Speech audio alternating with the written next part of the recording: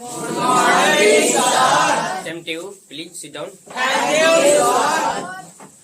चलिए, एग्जाम को देखते हुए आज हम शुरू करेंगे वर्ग विचार, जो यहाँ से ऑब्जेक्टिव क्वेश्चन पूछता है, ठीक है ना। और हर परीक्षा में पूछता है ऑब्जेक्टिव क्वेश्चन से, मैट्रिक क्लास हो गया चाहे इंटर क्लास हो गया, सभी क्लास में ऑब्जेक्टिव क्वेश्चन पूछता है। और हिंदी व्याकरण तो बहुत बड़ा इसका दायरा है, मतलब बहुत बड़ा एक समुद्र की तरह है, लेकिन हमको वही पढ़ना है जो हमारे एग्जाम में आए, बेसिक काम करें। शुरू करते हैं। चलिए, कॉपी पर निकाल लीजिए, लिखिए वर्ग विचार हेडिंग लाइन।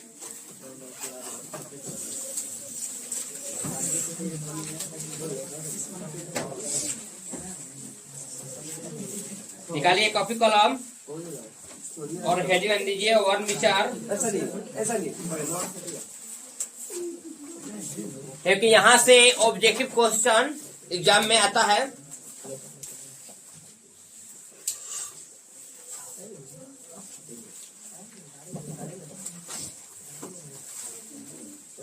सबसे पहले वर्ग विचार का परिभाषा का समझते हैं। पहले वर्ग विचार कहिए, चाहे इसका एक और नाम है जिसको बोलते हैं हम लोग का ध्वनि। क्या बोलते हैं? ध्वनि। चलिए, इसका परिभाषा लिखिए।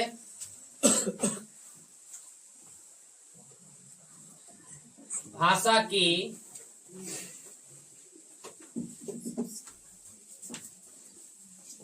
की सबसे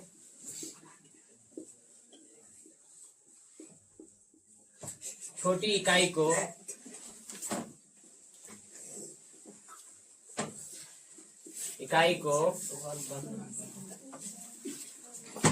वर्ग कहते हैं। यानी भाषा की सबसे छोटी इकाई को वर्ग कहते हैं। और एक और है, वर्ण उस मूल ध्वनि को कहते हैं जिसका कोई खंड या टुकड़ा न हो, यानी उसका हम तोड़ नहीं सकते हैं। ये भी लिख सकते हैं कि भाषा की सबसे छोटी इकाई को वर्ण कहते हैं। दूसरा इसका परिभाषा है, लिखिए, वर्ण उस मूल ध्वनि को कहते हैं जिसका कोई खंड या टुकड़ा न हो, जिसका कोई खंड या टुकड़ा न हो। वर्ग विचार से यहाँ से मैट्रिक में और इंटर में दोनों बोर्ड जो एग्जाम होने वाला है, तो यहाँ से ऑब्जेक्टिव क्वेश्चन मतलब आता है।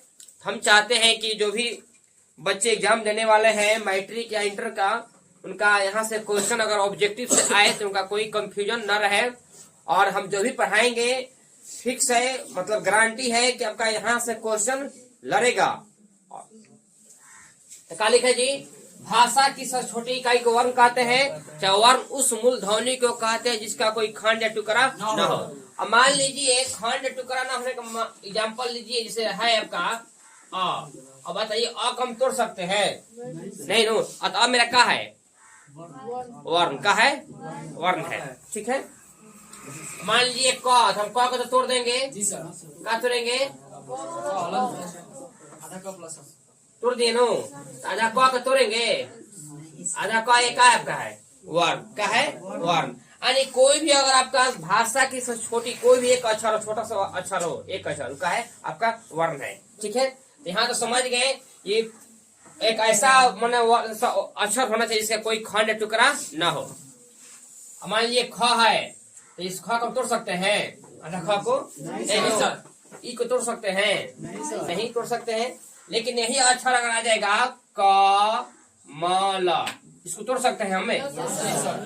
आ जाएगा राम, राम को तोड़ सकते हैं? इसको हम अलग अलग तोड़ सकते हैं, ठीक है ना।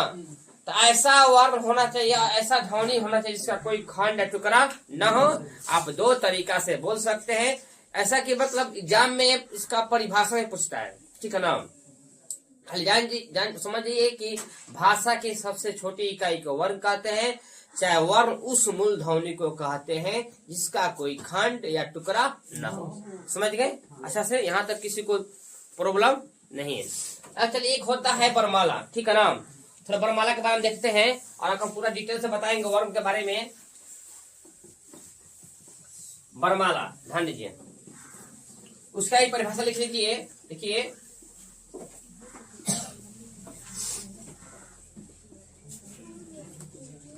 वर्णों के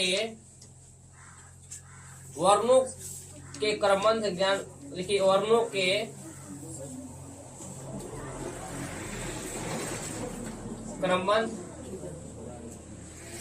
समूह को क्या कहते हैं? वर्णमाला कहते हैं।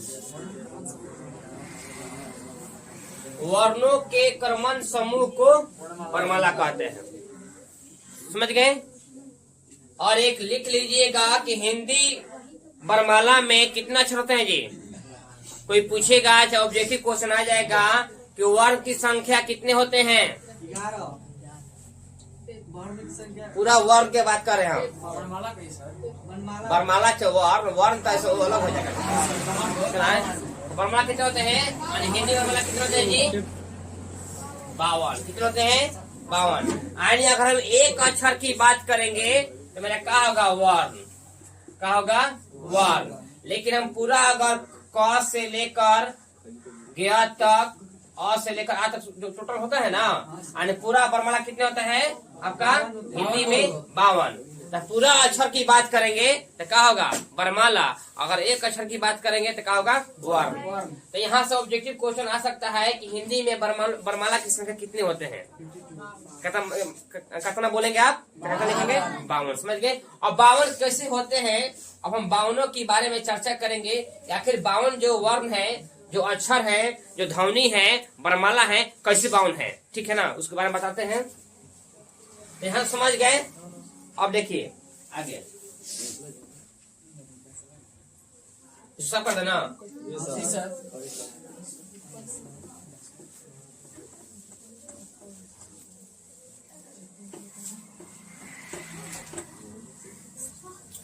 चलिए अब देखिए 52 अक्षर कौन कौन से हैं हिंदी में? वर्णमाला में 52 अक्षर। चलिए, एक स्वर होते हैं, स्वर कम से नहीं जब ना, और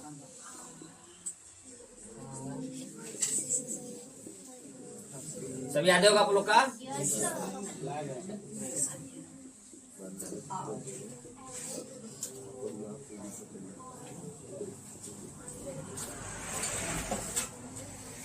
ये आपका क्या है? स्वर। क्या है? स्वर है। और इसमें कितना होता है? 11। और एक होता है अन और आ। इसको बोलते हैं, क्या बोलते हैं इसको? अगवा। क्या बोलते हैं? अनुस्वार और विसर्ग बोलते हैं। इसको क्या बोलते हैं?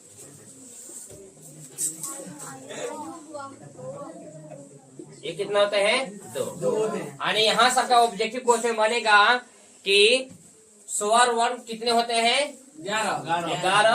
अगवा कितने होते हैं? 2। ये हो गया? Yes sir. टोटल कितना होगा? 13। हमको कितना लाना है जी? 52 लाना है।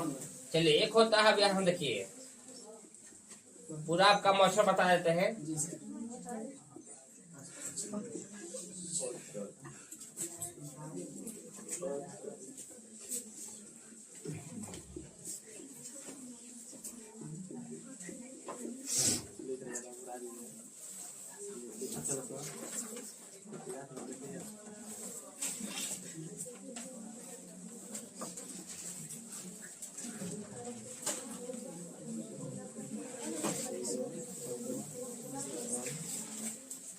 देखिए, दिखाई दे रहा ना, इसको हम शॉर्ट फॉर्म बोल सकते हैं क वर्ग। क्या बोल सकते हैं? च वर्ग,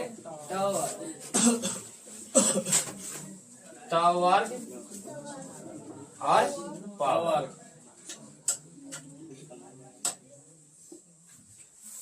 यानी टोटल कितना है? क से लेकर म तक आपका 25 गो।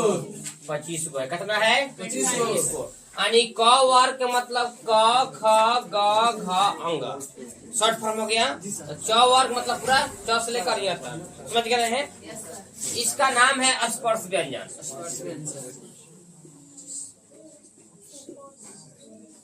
क्या नाम है? स्पर्श व्यंजन।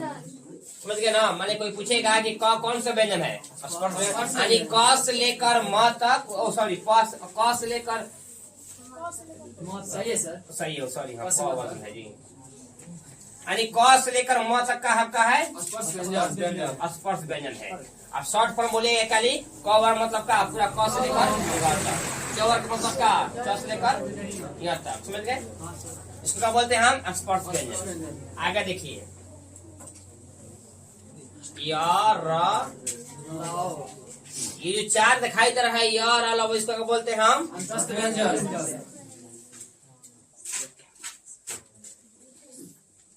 अंतस्थ व्यंजन, ठीक है। इसके बाद क्या होता है, ये जो चार दिखाई दे रहा है तालाबी समूह धनुष दंती सह, इसको बोलते हैं हम उष्ण व्यंजन।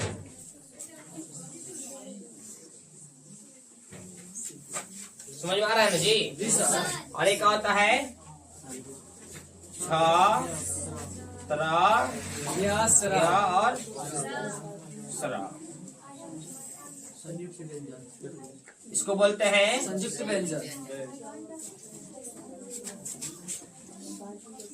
संयुक्त व्यंजन। अब देखिए अंतस्थ व्यंजन कितने होते हैं, चार, उससे व्यंजन कितने होते हैं, चार, और संयुक्त व्यंजन चार। और दो व्यंजन होते हैं जिसका नाम है द्विगु व्यंजन, लिखते हैं दिग्गु व्यंजन। द्विगु व्यंजन। व्यंजन, जिसको नाम र से जानते हैं हम,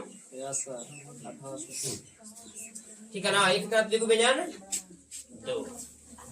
तब बताइए जोड़िए इसको, देखिएगा इसको हम जोड़ेंगे तो टोटल मेरा कितना हो जाएगा, 52 अक्षर हो जाएगा। इसे देखिए पहला मेरा क्या है, ध्यान यहाँ पर कोई पूछेगा कि 52 अक्षर का डिटेल बताइए तो इस तरह बताइएगा। स्वर कितना होता है जी मेरा, 11, आयुगवा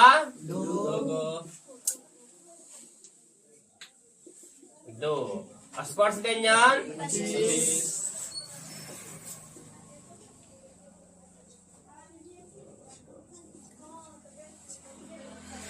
25 जी। अंतस्थ व्यंजन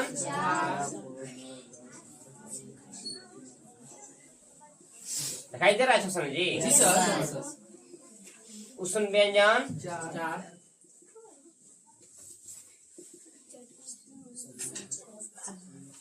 और संयुक्त व्यंजन 4,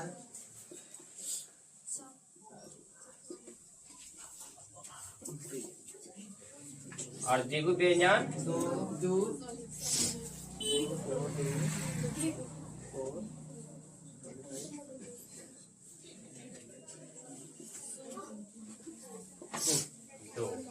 टोटल जोड़िएगा तो कितना हो जाएगा, 52। देख लीजिए इस तरह हमारा व्यंजन का मतलब विस्तारित रूप है कि 52 अक्षर का विस्तारित रूप है कि 52 अक्षर कैसे कैसे होते हैं।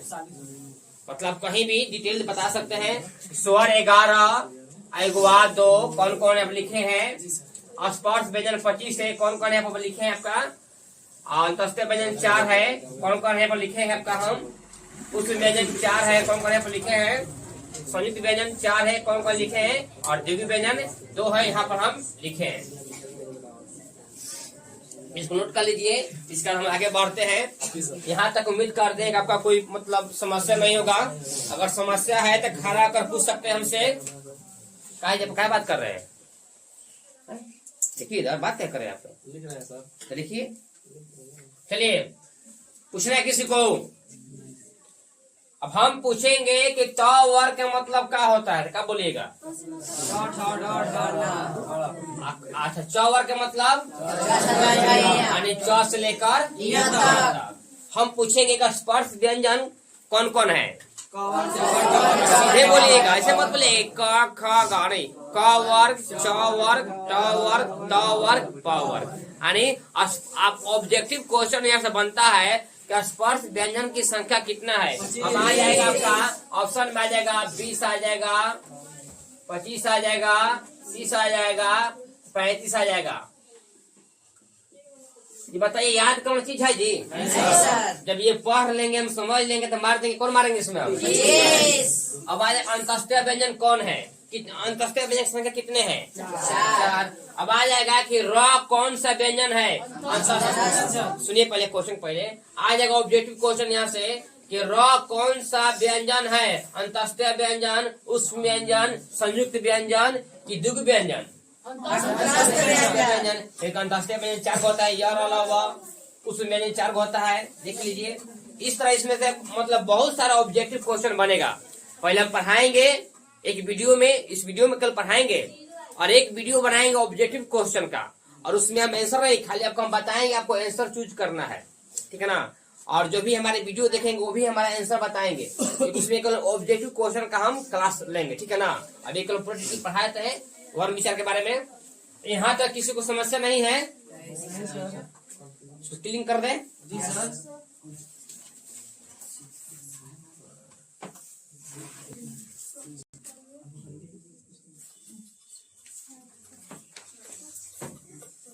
चलिए तो वर्ण का परिभाषा हो गया, ठीक है, पूरा वर्ण हो गया। वर्णमाला के बारे में कौन कौन अक्षर कहाँ है, कैसे होते हैं 52 अक्षर, आगे देखते हैं। एग्जाम में बहुत काम करेगा, ठीक है ना, क्योंकि एग्जाम होने वाला है तुरंत, उसमें बहुत काम, यहाँ से क्वेश्चन ऑब्जेक्टिव आता है।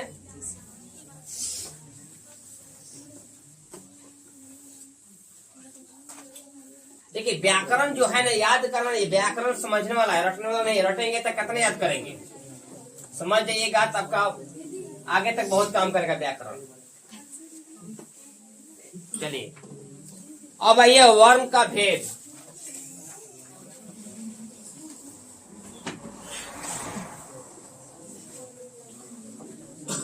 वर्ण कितने होते हैं जी?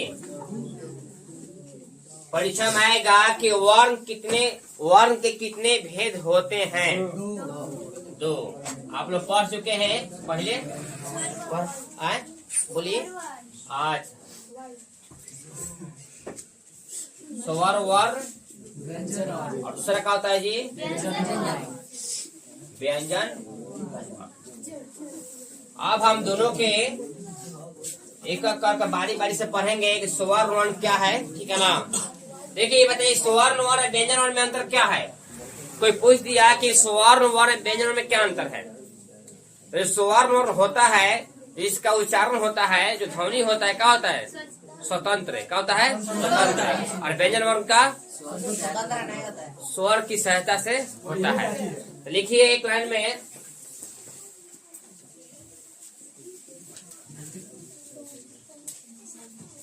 जिसका उच्चारण स्वतः होता है, यानी जिसका उच्चारण स्वतंत्र होता है, किसी की जरूरत नहीं है। जिसका उच्चारण स्वतः होता है उसे स्वर वर्ण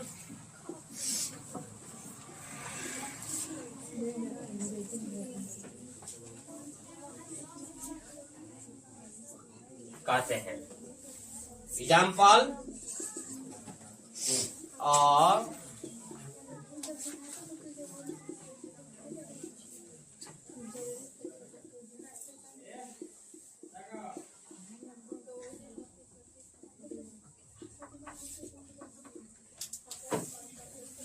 कितना बजे?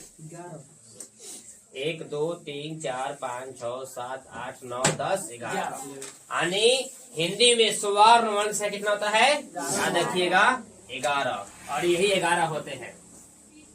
अब आ जाएगा ऑब्जेक्टिव क्वेश्चन में कि स्वर वर्ण की संख्या कितने होते हैं। ऑप्शन में आ जाएगा आपका 10, 11, 12, 13। बहुत सारे विद्यार्थी हैं कि 13 मारते हैं, मार दे 13। क्यों? क्योंकि दोनों मार देते हैं। कौन? जो हम पढ़ाए अयुग्वा के बारे में। अयुग्वा जो होता है, जो अन और अ, न वो स्वर है न वो व्यंजन है, ठीक है ना। एक वो अक्षर क्या करता है? वाह करता है, अयुग्वा करता है, ठीक है ना। दोनों में आता है, स्वर और व्यंजन में। तो कौन मारेंगे इसमें जी? आ जाएगा ऑप्शन था 11 मारेंगे। 13 गलती हो जाएगा, ये आपका 11 है स्वर वर्ण।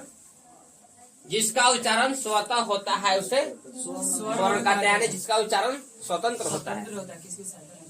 अब देखिए स्वर वर्ण के भेद के बारे में बात करते हैं। यहाँ से क्वेश्चन आता है ऑब्जेक्टिव क्वेश्चन, तब हम पढ़ेंगे व्यंजन वर्ण।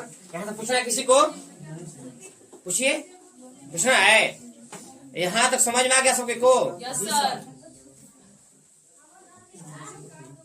तो कौन कौन होता है स्वर वर्ण देख लीजिए पर ना डिटेल। चलिए तो साफ कर इसको हम। Yes sir.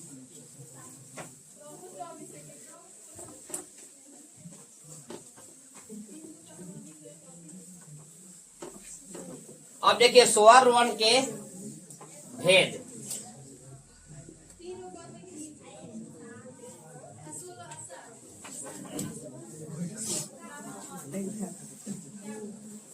ध्यान दीजिए, स्वर वर्ण के भेद। अच्छी बताइए कि मालूम है कि स्वर वर्ण कितने होते हैं? जी सर। बताइए। 3 का आधार पर? आखिर 3 होता है, किस का आधार पर होते हैं? देखिए, एक होता है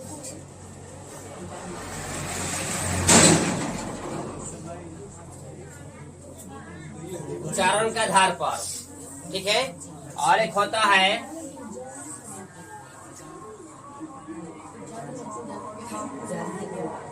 जाति के आधार पर। अब उच्चारण आधार पर 3 होते हैं। कौन कौन होते हैं? पहले का होता है जी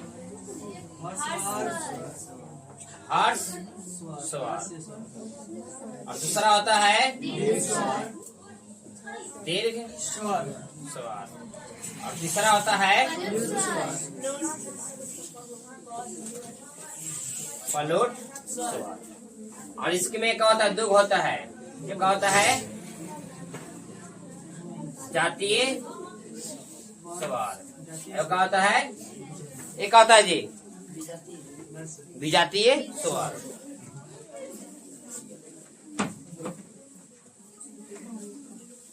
विजातीय स्वर। अब देखिए हर्ष स्वर, जो हर्ष स्वर है इसका मतलब क्या होता है? इतने को बता रहे हैं। हर्ष का मतलब होता है छोटा और दीर्घ का मतलब होता है बड़ा। और जिसका उच्चारण करने में कम समय लगता है उसको हम बोलते हैं हर्ष स्वर, ठीक है। और जिसको उच्चारण करने में हर्ष स्वर से दोगुना समय लगता है उसको बोलते हैं दीर्घ स्वर। अपलुट स्वर, जिसको उच्चारण करने में का सबसे ज्यादा समय लगता है, दोनों से का तेगुना चरगुना समय लगता है, उसका बोलते हैं समझ गए। अब देखिए हर स्वर की संख्या कितनी, ध्यान दीजिए। पहले यहाँ पर ऑब्जेक्टिव क्वेश्चन बनता है, हर स्वर संख्या 4 होता है। कौन कौन? अब बताइए। हम बोलेंगे अ और आ, तो अ और आ में अंतर है। सरिता कुमारी बहुत बात कर रही हैं, आप क्लास में बैठे बात कर रहे हैं, तुरंत खड़ा कर पूछेंगे सवाल पहले, ठीक है ना, चिंता मत करो। हर स्वर कितने संख्या है? 4। तो हम बोलेंगे और आ, ये बताइए कि और आ में दोनों अंतर आ रहा है? एक अ बोलिए और एक आ बोलिए, दोनों के जब हम ध्वनि निकाल रहे हैं तो सबसे ज्यादा किनको समय लग रहा है? आ में। अ आ अलग रहा है। आपका है, आपका हर्ष है। इसके बाद छोटी, इसके बाद छोटी, इसके बाद री। याद रखिएगा, ये जो आपका 4 है, अ छोटी ऊ और री, आपका एक है हर्ष स्वर है। अब आ जाएगा ऑब्जेक्टिव क्वेश्चन में कि हर्ष स्वर की संख्या कितने होते हैं? 4। आ जाएगा ऑब्जेक्टिव क्वेश्चन में कि अ कौन सा स्वर है? ऑप्शन आ जाएगा हर्ष, दीर्घ, प्लुट, इनमें से कोई नहीं। क्या मारेंगे हम? क्योंकि जानते हैं कि हर स्वर 4 होते हैं, अ छोटी री, समझ गए। अब दीर्घ स्वर कितने संख्या जी? 7 होते हैं। कौन कौन? बड़ी,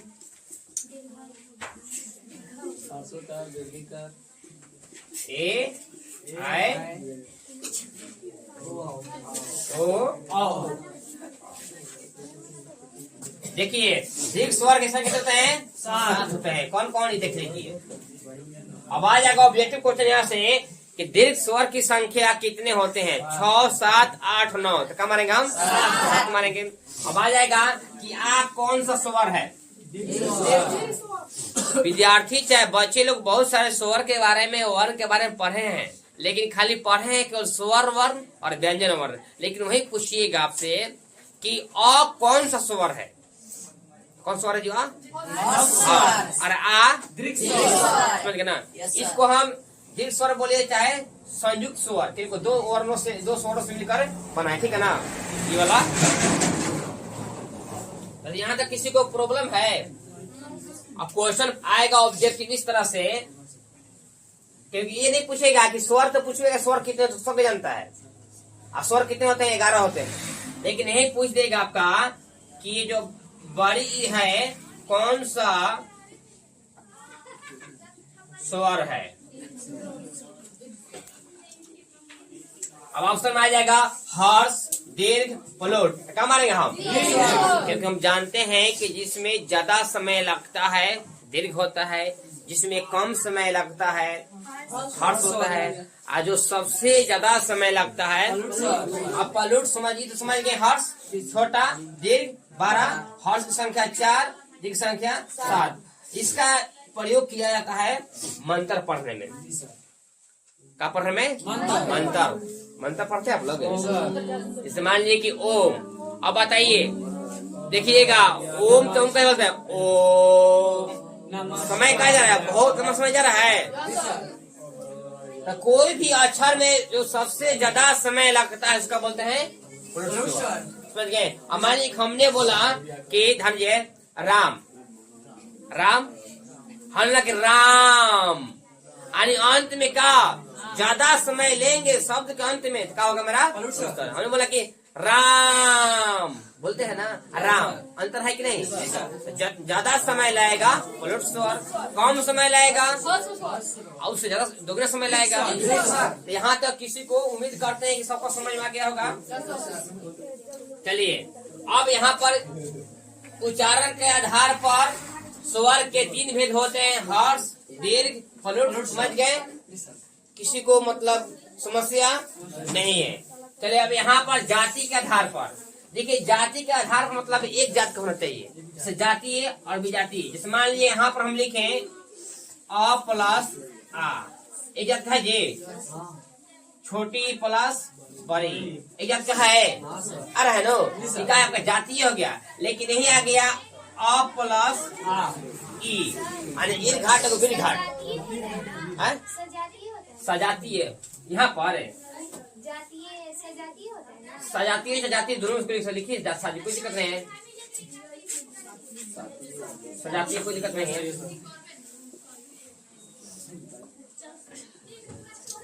सजातीय कोई दिक्कत नहीं, ठीक है ना? और ये विजातीय अलग, ठीक है, कोई दिक्कत नहीं है। समझ रहे हैं जी? तो यहाँ पर क्या समझेगा? एक जात का रहा है, तो जो स्वर एक जात का रहेगा वो क्या है? सजातीय। जो मतलब एक साइज का मतलब ये मतलब का सज रहा है देखने में, लेकिन जो एक जात का नहीं है क्या है? विजातीय। मतलब एगो इन घाट एगो बिर घाट, के बाद क्या आ गया? ई। तो सज रहा है, बताइए एक जात का है, विजातीय है। ये समझ गए? अब आ जाएगा। तो यहाँ से ऑब्जेक्टिव क्वेश्चन बहुत कम पूछता है, लेकिन यहाँ से ऑब्जेक्टिव क्वेश्चन एग्जाम में पूछता है, मैट्रिक क्लास को, चाहे इंटर क्लास को, चाहे कॉम्पिटेटिव क्षेत्र का हो, ठीक है ना? ये समझ गए? यहाँ तक हम लोग आज हम लोग स्वर वर्ण के बारे में समझ गए। अब आइए हम लोग व्यंजन वर्ण के बारे में समझते हैं।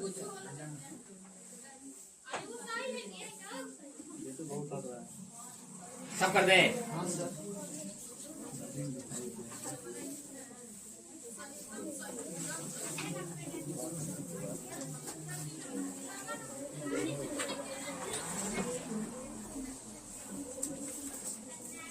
चलिए व्यंजन वर्ण।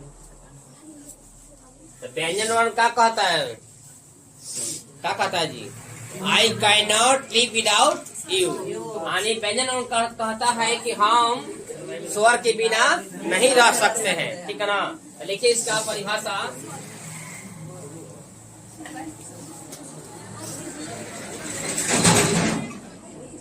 जिसका उच्चारण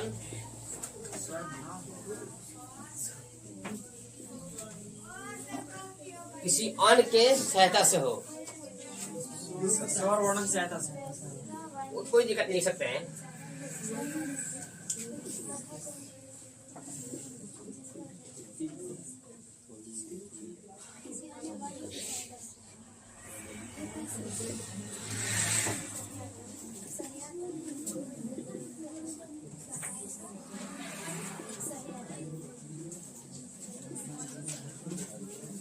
जिसका उच्चारण किसी अन्य की सहायता से हो उसे व्यंजन वर्ण कहते हैं। एग्जाम्पल देखिए, अब हमने लिखा लिए क, काली जी क, कालिए क में क्या रहा है? आ रहा है। एक क में क्या रहा है? अ, क्योंकि आपका जो क है आपका व्यंजन है लेकिन शुद्ध व्यंजन नहीं है। शुद्ध व्यंजन कब हुआ? जब इसमें हलंत लगा दिए शुद्ध व्यंजन हुआ। और इसमें क्या जोड़ दिए हम? अ, तो क्या बने मेरा? क बन गया। तो क में क्या आ रहा है? आ रहा है अ। ठीक है, यानी कोई भी अक्षर हो, यानी जब तक दूसरों को सहायता नहीं लेगा वह पूर्ण अक्षर नहीं हो सकता है। तो क्या बोलते हैं? व्यंजन वर्ण। यहाँ पे लिखा है कि जिसका उच्चारण किसी अन्य की सहायता से हो, यानी जब भी उच्चारण करेंगे तो कहीं न कहीं उसका दूसरा अक्षर का सहायता लेना पड़ेगा। बोलिए क, ख, ग, घ, अंग, असम आ रहा है कि नहीं आ रहा है? एक क्वेश्चन है कि व्यंजन की संख्या कितने होते हैं? हाँ, मूल व्यंजन की संख्या कितने होते हैं? देखिए बहुत सारे आगे क्वेश्चन आता है यहाँ पर। मूल व्यंजन की संख्या कितने होते हैं? ऑप्शन में ध्यान दीजिए है 30 है, 33 है, 35 है, 37 है। आप किसी से पूछिएगा वो पक्का मारेंगे 37, जोड़िए 37 वही करेगा व्यंजन के। लेकिन ध्यान दीजिए क्वेश्चन पर ध्यान देना है। मूल कह रहा है, कुल नहीं कह रहा है। अगर कुल कह दिया तो क्या होगा आपका? युक्त व्यंजन में रखना पड़ेगा। लेकिन मूल व्यंजन से कितना है जी? कितना है? 33 है। अब कैसे है आप आगे पढ़ाने वाला है, देखिए यहाँ समझ गए हम कि जिसका उच्चारण किसी अन्य की सहायता से उसे व्यंजन कहते हैं। जैसे क में आ गया अ, समझ गया ना। अब आ गया च में क्या आ रहा है जी? च बना। यहाँ तक किसी को समस्या नहीं है। अब देखिए व्यंजन वर्ण की कितने भेद होते हैं सबको इसको जी।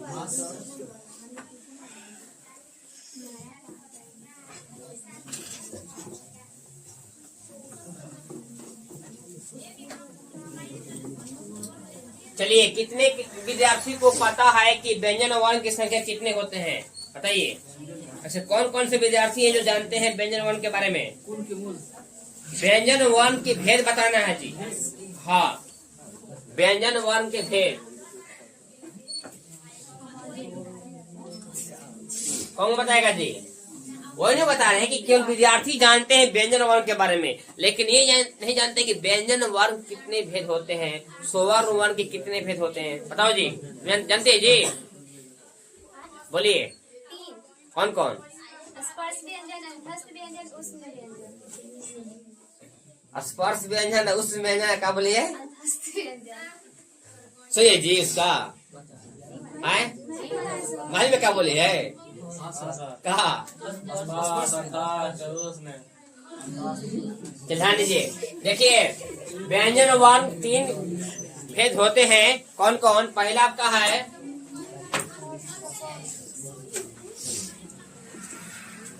स्पर्श व्यंजन, दूसरा आपका है अंतस्थ व्यंजन, और तीसरा है उष्ण व्यंजन।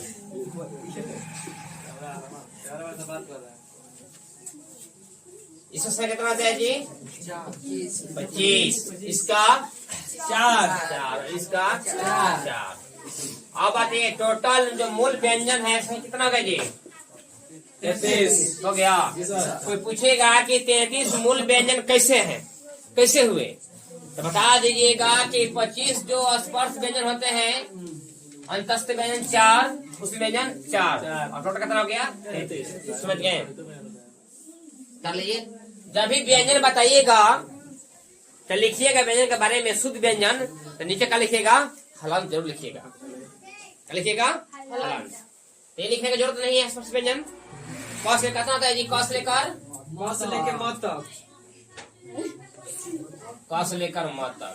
और बताई दी है या र ला व, और ये तलाबी सा मूर्धनी सा दंती सा और हा। चलिए एक होता है संयुक्त व्यंजन, उसको नहीं लिया गया है मूल में, लेकिन अगर पूरा कहा जाएगा पूरा व्यंजन का संख्या कितना है तो बताया कितना, वो चार को जुड़ जाएगा। चार कौन है जी? संयुक्त संयुक्त व्यंजन इसने लिया है क्योंकि कंबाइंड है, एक दो व्यंजन का मिलकर एक व्यंजन बना है, ठीक है ना। तो संयुक्त व्यंजन कौन होता है जी? ये विचार होता है, कौन होता है?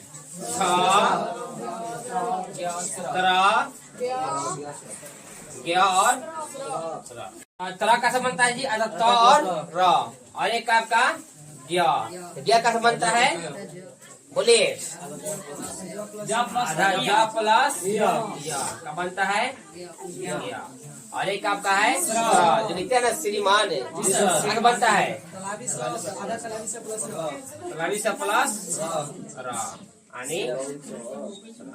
याद रखिएगा कि 6 कौन कौन अक्षर से मिलकर बना है, संयुक्त बना है, और त्र और ज्ञ और स्रा। देखिए इस तरह से इसको नोट कर लीजिए।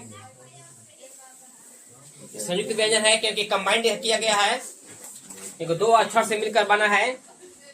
तो कुल पूछेगा व्यंजन की संख्या, तो ये भी 4 जोड़ लेंगे, कितना आ जाएगा मेरा? 37। लेकिन मूल पूछेगा वास्तविक व्यंजन की संख्या कितने होते हैं, कितना होता है? 33। लेकिन सब पूछेगा कुल बताइए, तो ये भी 4 जोड़ दीजिएगा, कितना हो जाएगा? 37 हो जाएगा।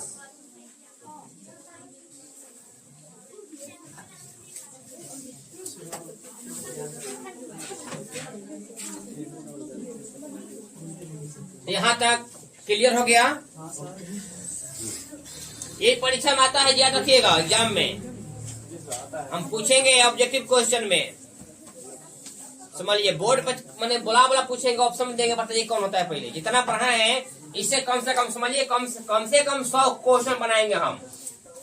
जितना वर्ग पढ़ा रहे हैं वर्ग के बारे में 100 क्वेश्चन बनाएंगे। जो आपका यहाँ से कोई क्वेश्चन बाहर ही आएगा नहीं एग्जाम में, और में से आएगा, इतना बनाएंगे। और एक एक बारिश से मतलब खड़ा करा कर पूछेंगे।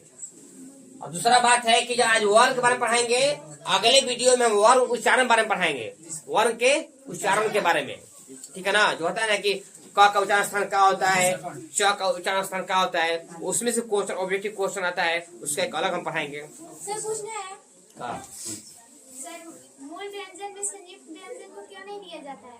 क्योंकि मूल व्यंजन है 2 अक्षर 2 व्यंजन से मिलकर बना है, स्वर की सहायता से नहीं लिया गया। मूल व्यंजन क्या है? देखिए 2 अक्षर मिलकर बना है, व्यंजन है लेकिन क्या है? व्यंजन से ही बना है, मिलकर बना है। और ये क्या है अपना? स्वर की सहायता से बना है, क्योंकि बिना स्वर के भी नहीं रख सकता है। अब कुछ ना है, चलिए हो गया। अब आगे देखते हैं। क्या बोलो सर वो जो क प्लस सा लिखा है ना, तो इस समय तो अ आया है ना, तभी तो वो पूरा व्यंजन है। और तलाबी सर में अ आया है तो क्या व्यंजन है ना? व्यंजन में का है, क्या है? का है? व्यंजन नहीं है। Yes sir. अगर तलाबी सर खाली सिंगल आया है, खाली है, क्या है? का है? व्यंजन है। लेकिन इसी में अगर जोड़ दिया जाएगा, अगर आधा क जोड़ दिया जाए, क्या बन गया बेचारा? क्या बन गया जी? बन गया 6। अगर स्वर और व्यंजन की सहायता से बनता है तो व्यंजन है। लेकिन व्यंजन व्यंजन की सहायता से बनता है, संयुक्त व्यंजन। इसका नाम क्या है? संयुक्त व्यंजन। इसका नहीं, संयुक्त व्यंजन कंबाइन कर रहा है।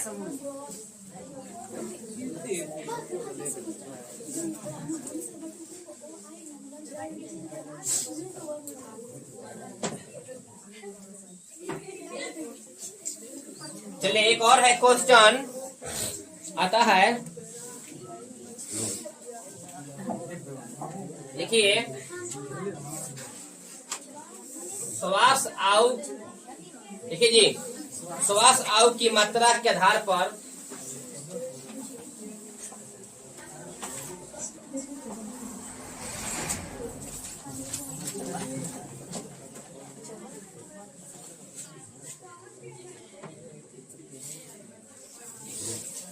मात्रा के आधार पर व्यंजन के दो भेद होते हैं।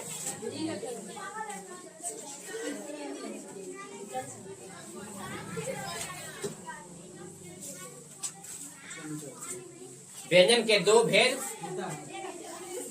होता नहीं है, होते हैं। तो कौन कौन ध्यान दीजिए, यहाँ से क्वेश्चन बनता है। एक होता है अल्पप्राण, का होता है अल्पप्राण, और एक होता है महाप्राण। महाप्राण। यहाँ से क्वेश्चन ऑब्जेक्टिव पूछता है, ठीक है ना। अब देखेंगे कि अल्पप्राण महाप्राण किसको कहते हैं, ठीक है। जी सर। चलिए ये बताइए कि अल्पप्राण महाप्राण के बारे में से कोई विद्यार्थी है जिनको जानकारी है, जो बता सकते हैं? बोलिए, कोई से विद्यार्थी है जो अल्पप्राण महाप्राण के बारे में बता सकते हैं तो बताइए। किसे कहते हैं? हाँ, माने किसे कहते हैं तो बताइए कि कौन कौन है, किसको कहते हैं अल्पप्राण। एग्जाम में तो डिफिनेशन पूछता नहीं है, कल क्वेश्चन से मतलब है, समझना है। पहला, तीसरा, पांचवा और दस ऐड कर देना है।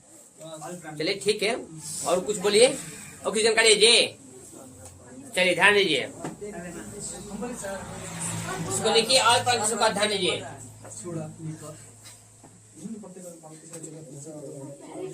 प्रत्येक वर्ग का पहला, तीसरा तथा क्या बाजी पांचवा वर्ग को क्या बोलते हैं? अल्पप्राण। यानी प्रत्येक वर्ग का पहला, तीसरा तथा पांचवा वर्ग का अल्पप्राण। इसके बाद क्या है? अंतस्थ व्यंजन। अंतस्थ व्यंजन, ये जी। अब यहाँ बहुत सारे विद्यार्थी हैं कि सर वर्ग पहला, तीसरा, चौथा मतलब पता नहीं चलता है। पता चल रहा है, पर नहीं चल रहा है ना। चलिए कोई बात नहीं, नहीं चल रहा है, जानकारी नहीं है तो बहुत बढ़िया है। अगर जानते हैं तो अच्छा है, और नहीं जानते हैं उससे अच्छा है कि जान जाएंगे कम से कम। तो चलिए, हमने लिखा कि अल्पप्राण किसको कहते हैं। एग्जाम के देखिए, एग्जाम में बहुत पूछता है क्वेश्चन यहाँ से। प्रत्येक वर्ग का पहला, तीसरा तथा पांचवा वर्ग को अल्पप्राण कहते हैं, तथा इसके बाद अंतस्थ व्यंजन को। अब अंतस्थ व्यंजन समझ किसको कहते हैं ना। इनको कहता है जी या, र, ल और व। ये कब कहा है? अल्पप्राण भी है और अंतस्थ व्यंजन भी, दोनों है। अब आइए देखिए, थोड़ा सा पढ़ते हैं।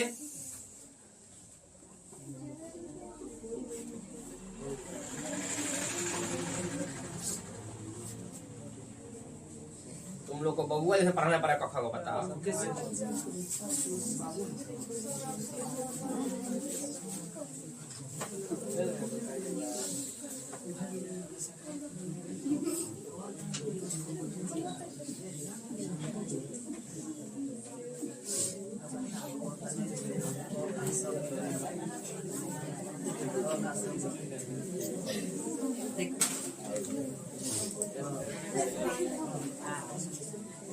चलिए, ये देखिए, जो एक नंबर है ना, इसको बोलते हैं हम एक नंबर।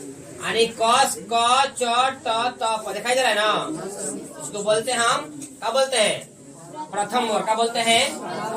इस लाइन में जितना है क्या बोलते हैं? और 2 नंबर में क्या है नो, इसको बोलते हैं द्वितीय वर्ग।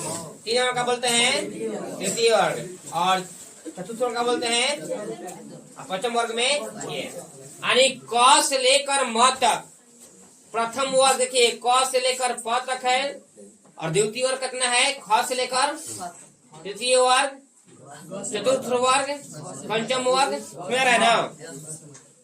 अब इसमें कह रहा है कि वर्ग का पहला, तीसरा तथा पांचवा। अब इसमें वर्ग का पहला वर्ग कौन है? अरे पहला कौन है जी, यहाँ से है नो। जितना आपका प्रथम वर्ग में दिखाई दे रहा है वर्ग, वो क्या आपका अल्परान है। तो पहला कर रहा है, फिर कर तीसरा कौन है जी, ग से लेकर ब तक। अब ग से लेकर ब तक जितना है आपका अल्परान, ठीक है। कर रहा है पांचवा यानी अंगा से लेकर म तक का है अल्परान। अब बताइए कोई पूछे कि अल्परान की संख्या कितना है? 15 5 इसमें है, प्रथम में, द्वितीय 5 को होगा, तृतीय 5 को, और पंचम में 5 को, पंचम में 5 को होगा। तो 5 5 10 पंक्ति है 15 और 4 को है ना जी 19 तो 15 को बता रहे जी।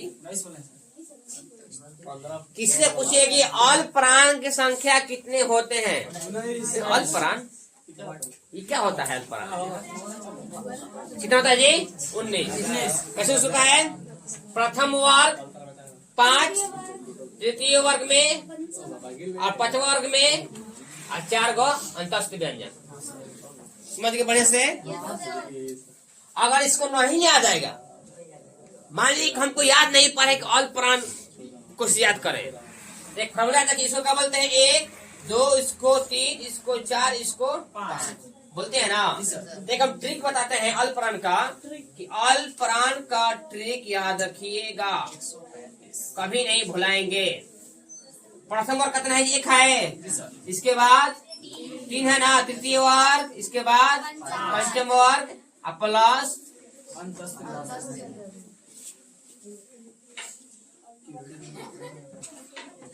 ये ट्रिक याद रखिएगा।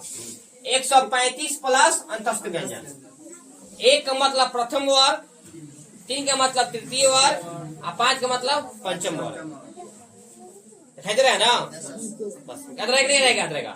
यानी अल्परान का ट्रिक का है 135 प्लस अंतस्थ व्यंजन। भुलाएंगे कभी? नहीं, हम पूछेंगे कब हम। ये क्लियर हो गया? अल्परान। चलिए आगे देखते हैं। अब महाप्राण क्या देखते हैं ये? महाप्राण। तो महाप्राण अब देखिए, इसमें बताइए कि अगर हम क से लेकर म तक 5 वर्ग में है, प्रथम वर्ग, द्वितीय वर्ग, तृतीय वर्ग, चतुर्थ वर्ग, पंचम वर्ग है, तो 5 वर्ग में अल्परान में कौन कौन आ गया? पहला आ गया, तीसरा आ गया, पांचवा आ गया, तो बचा कौन कौन? दूसरा और चौथा। तो लिखिए यहाँ पर प्रत्येक वर्ग का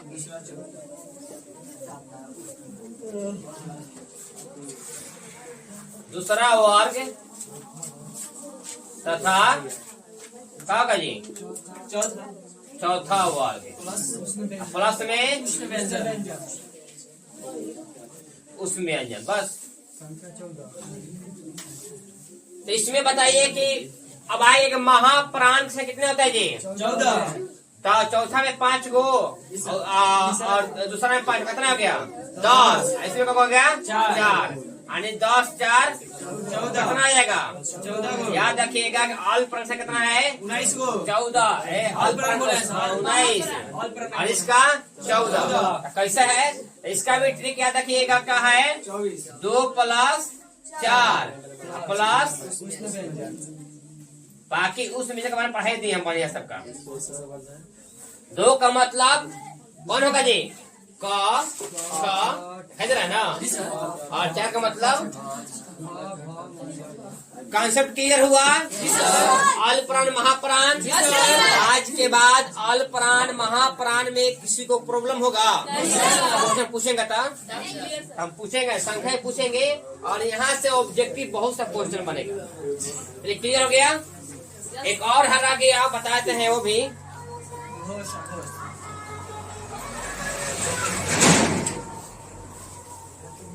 चलिए सकल इसको जी।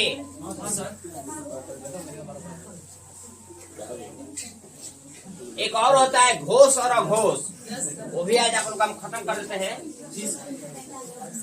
सुधर रही है ना? ये कल शुरू होगा ऑब्जेक्टिव, कल तो रखेंगे डंटा। तो मान लीजिए क्योंकि सकारात है और सकरात में नहीं मारेंगे आज, तुम लोग को खाना है दही चूरा नो आज। सर अभी खाना है कभी एग्जाम के लिए आज हो गया 14 तारीख, अभी आज से एग्जाम स्टार्ट है मैट्रिक क्लास के। 17 तारीख से सर। 17 तारीख से 17 स्टार्ट है, सॉरी ठीक है 17 से। इसके बाद इंटर का स्टार्ट इंटर क्लास के 1 फरवरी से। यानी हम 15 दिन के अंदर पूरा आपका सोच रहे हैं कि ऐसा ऐसा टॉपिक पढ़ा देंगे जो एग्जाम में आपका ऑब्जेक्टिव क्वेश्चन आएगा, जैसे वर्ण हो गया, संधि हो गया, समास हो गया, सब आता है यहाँ से। बाकी तो विलोम शब्द हो गया, मुहावरा हो गया, प्रवासी शब्द हो गया, जो रटने वाले विषय है रट लीजिएगा, लेकिन इसको तो समझना है। चलिए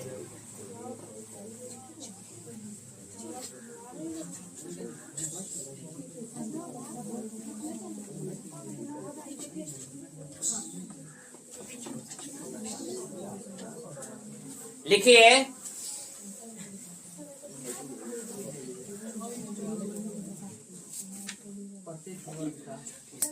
लिखिए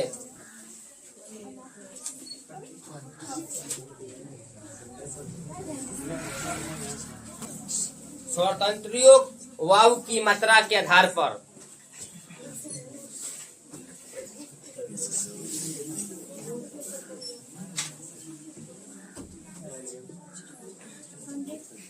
कंपन होता है जी। कंपन के आधार पर 2 भागों में बांटा गया है। आधार पर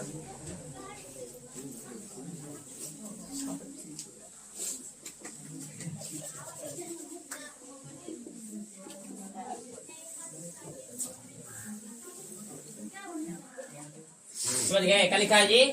स्वर तंत्रियों के कंपन के आधार पर 2 भागों बांटा। क्या बांटा गया जी? घोष अघोष। ऐसे कहते हैं व्यंजन बांटा गया ना, माने किसको बांटा गया है? व्यंजन को। कौन कौन? घोष वर्ण घोष वर्ण, व्यंजन बटा गया कि वर्ण बटा गया? ओ सॉरी वर्ण बांटा, सही बात कर रहे हैं। घोष वर्ण और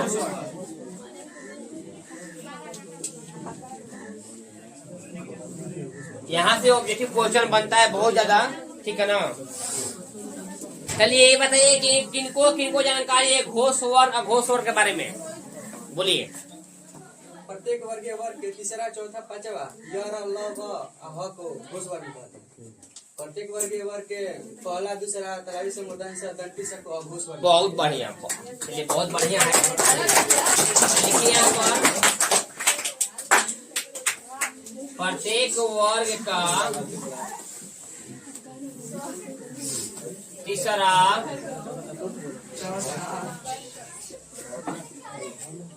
चौथा तथा पांचवा वर्ग। इसके बाद य र ल व ह। जितना है इतना होता है। देखिए प्रत्येक वर्ग का तीसरा चौथा तथा पांचवा वर्ग, इसके बाद य र ल व को घोष वर्ण कहते हैं। फिर से लिखेंगे कठोर का हम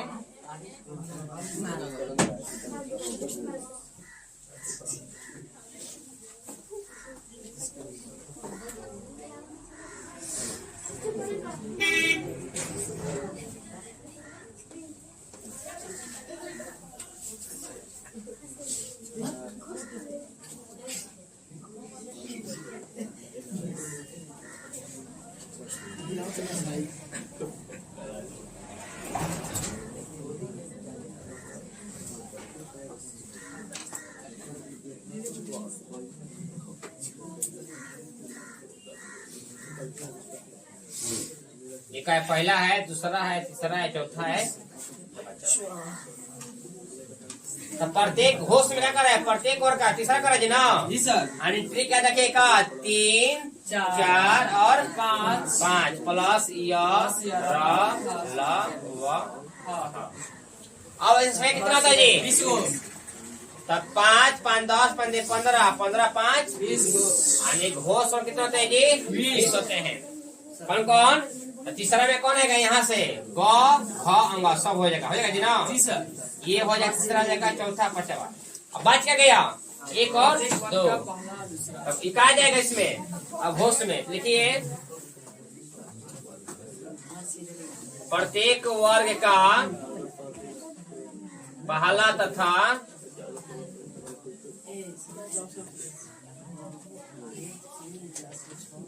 दूसरा, इसके बाद क्या होगा? नहीं, तलाबी सा धनी सा टंडी सा, बस इतना होगा। एंट्री क्या रखिएगा? 1+2 प्लस तलाबी सा इससे कितना था यह घोष के? 13।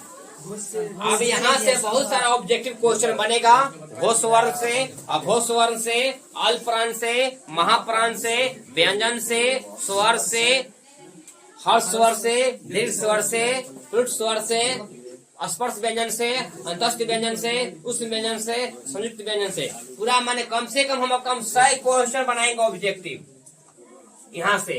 और 100 क्वेश्चन को आप लोगों को एक एक बारी से खड़ा करवा कर पूछेंगे कि आप लोग कितना तैयारी किए और कितना समझे।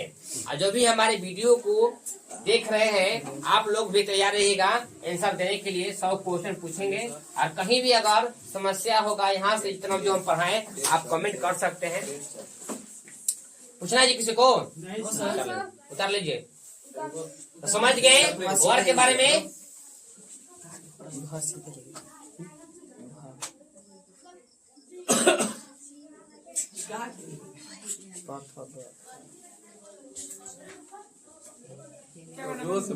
यहाँ पर वो यहाँ पर लाइन आ गया होगा।